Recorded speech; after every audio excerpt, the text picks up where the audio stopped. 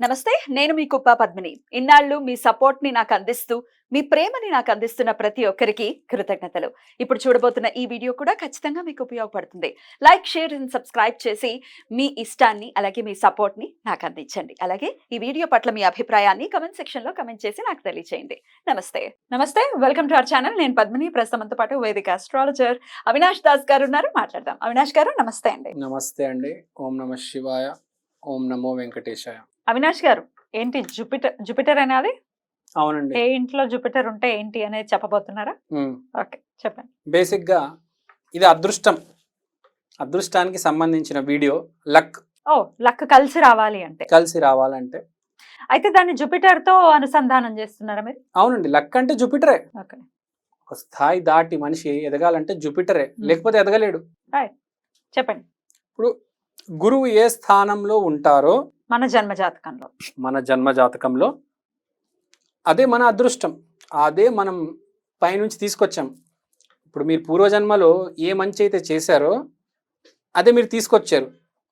ఇప్పుడు మీ గురువు for example 12వ స్థానంలో ఉన్నారు, మీరు అదే తీసుకొచ్చారు. లేకపోతే 3వ స్థానంలో ఉన్నారు, మీరు అదే తీసుకొచ్చారు.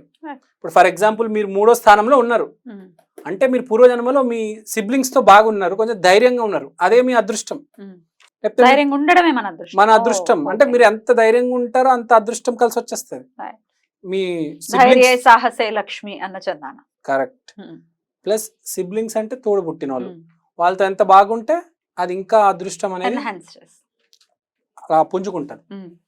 సో ఎవరికి గురువు ఏ స్థానంలో ఉంటారో అది మనం ఫస్ట్ మన జన్మ జాతకంలో చూసుకోవాలి. తర్వాత ఇప్పుడు నేను చెప్తాను ఏ ఇంట్లో గురువు గారు ఉంటే మనము ఏం చేసుకోవాలి అదృష్టానికి. అయితే ఫస్ట్ హౌస్ అంటే లగ్నమే, రాశి కాదు, మేషరాశిలో కాదు, అది లగ్నం. మీ లగ్నాన్ని బట్టి మీరు ఎవరితోనైనా ఏ జ్యోతిష్కులతోనైనా కనుక ఒకవేళ జాతకం చూపించుకుని ఉంటే ఖచ్చితంగా మీ లగ్నం ఏంటి అనేది చెప్తారు.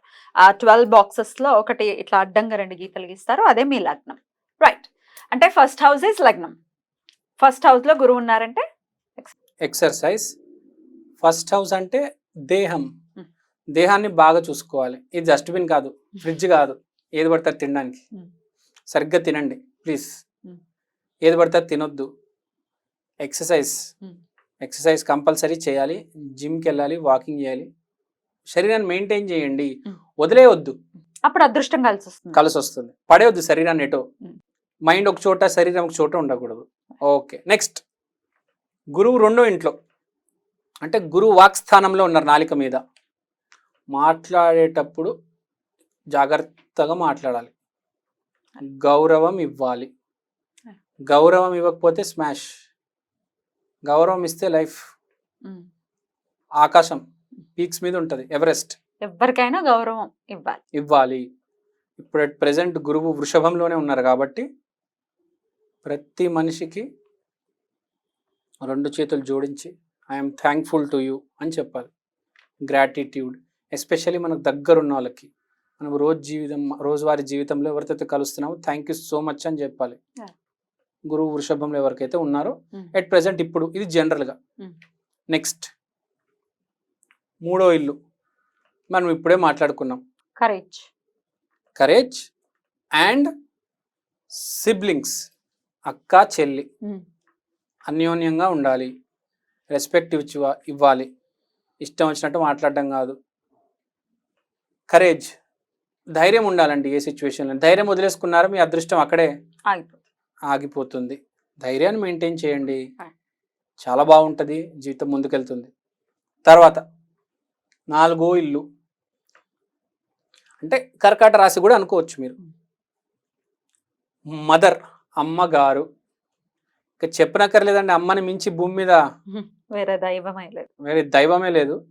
మీ అమ్మగారిని ఎంత బాగా చూసుకుంటారో అదృష్టం అంత అసలు దాన్ని మించింది లేదండి. ఎందుకంటే గురువు కర్కాటక రాశిలోనే ఉచ్చబడతాడు. సో మన అమ్మని చూసుకుంటే చాలు. ఎంత డ్యామేజ్ అయిన గురువు, ఏ ఇంట్లో ఉన్న గురువు, మన మదర్ని మన మనసులో పెట్టుకుంటే చాలు, ఆటోమేటిక్ అన్ని సెట్ అయిపోతాయి. ఇది ఇంకొక రెమెడీ. Biggest greatest. అమ్మని మించింది లేదు. రైట్. తర్వాత ఐదో ఇల్లు ప్రేమ. ఈ ప్రేమ భలే వింత అండి అసలు. ఎందుకు వింత అనేసారు? ఎందుకంటే జనాలు ఎలా అయిపోయారంటే, అమ్మాయి ఎంత చదువుకుంది, ఆ అమ్మాయి చూడడానికి ఎంత ఉంది, ఆ అమ్మాయి ఎలా ఉంది, ఎంత చదువుకుంది, ఆ అమ్మాయి వెనకాల ఆస్తి ఎంత ఉంది, నేను ఆ అమ్మాయిని పెళ్లి చేసుకుంటే ఆ అమ్మాయిని ప్రేమిస్తా. అమ్మాయిల వర్షన్ కూడా ఇదే. అబ్బాయి ఎలా ఉన్నాడు, ఎంత సంపాదిస్తున్నాడు, ప్యాకేజ్ ఏంటి. అది కాదండి. ముందు మాట్లాడుకోవాలి, ఒకరినొకరు అర్థం చేసుకోవాలి, తర్వాత అవన్నీ. ప్రేమ అనేది ఉండాలి, డీల్ జరగకూడదు రెండు అబ్బాయికి అమ్మాయికి మధ్యలో. సో ప్రేమ అనేది కంపల్సరీ ఉండాలి అబ్బాయి అమ్మాయి మధ్యలో. 5th హౌస్ ఎవరికైతే జూపిటర్, గురువు ఎవరికైతే సింహరాశిలో, సింహరాశి ఆర్ లగ్నం నుంచి 5th హౌస్ చాలా ఇంపార్టెంట్. మీరు చూడండి, జూనియర్ ఎన్టీఆర్ గారి సింహలగ్నము, మహేష్ బాబు గారి సింహలగ్నము, చాలా ప్రేమ ఉంటుంది వాళ్ళకి, విపరీతమైన ప్రేమ ఉంటుంది. అది తర్వాత గురువు 6వ ఇంట్లో ఉంటే daily routine servants. Daily routine అంటే అబ్బా పొద్దునే లేచి 10 గంటలకు ఆఫీస్ వెళ్ళాలి, ఇదేం జన్మరా నాయన అనుకోకూడదండి. మనము మన పనిని గౌరవించాలి. సిస్టమాటిక్ గా ఉండాలా డైలీ లైఫ్ లో. సిస్టమాటిక్, ఇక్కడ సిస్టమాటిక్ శని లేదు, ఇక్కడ గురువు ఉన్నాడు. ప్రేమించాలి. అరే నేను ఇక్కడ నా పనిని ప్రేమిస్తే అది నా ఫ్యామిలీని నడుపుతుంది కదా. పొద్దునే లేచి 10 o'clock వెళ్తాడంటే నీకు నీ పని మీద ఇష్టం ఉంది, నువ్వు వెళ్ళట్లేదంటే నీకు నీ పని ఇష్టం లేదు కదా. బై ఫోర్స్ వెళ్ళకూడదు, బై లవ్ వెళ్ళాలి. మన పనిని మనం ప్రేమించాలి. ఏ రోజైతే మనం మన పనిని మనం ప్రేమిస్తామో ఆ రోజు అదృష్టం మొదలవుతుంది. అప్ప ఇంకా అరగంట పని చేయాలా, అరే పనే దైవం రా నాయన. వర్క్ ఈజ్ వర్షిప్ ఎవరికన్నారంటే జూపిటర్ ఇన్ 6th హౌస్.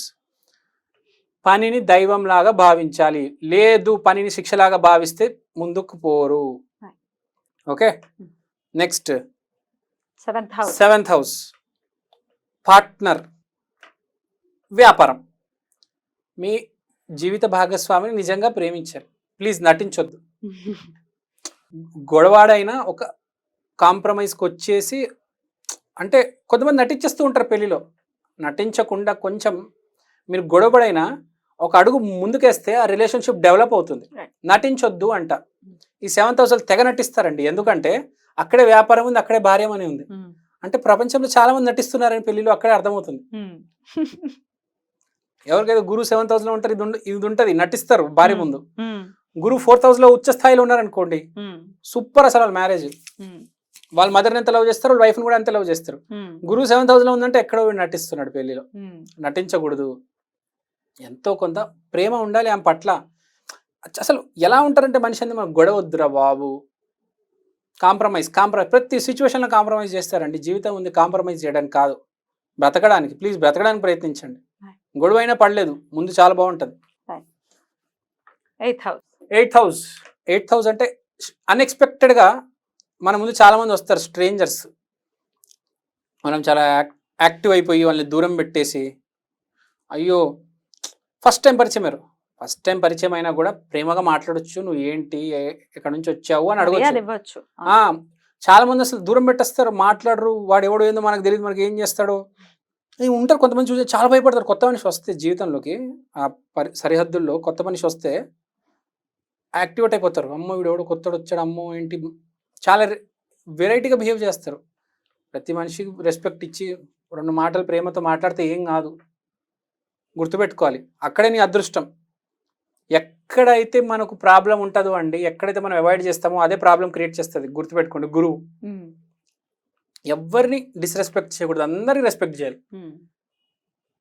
గురువు ఇప్పుడు 9వ ఇంట్లో, ఇది అద్భుతమైన స్థానం అండి, గురువుల స్థానమే, నాన్నగారి స్థానం.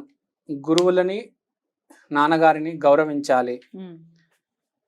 గురువుల్ని నాన్నగారిని గౌరవించలేదనుకో ఈ ప్లేస్లో ఇంకా లైఫే స్మాష్ అయిపోతుంది వీళ్ళకైతే. ఎందుకంటే 9th హౌస్ అమ్మో అసలు వెరీ టఫ్. గౌరవించాలి, ప్రేమించాలి, మొత్తం ఇంకా జీవితమే గురువు నాన్నగారు, దాని మించి ఏం లేదు.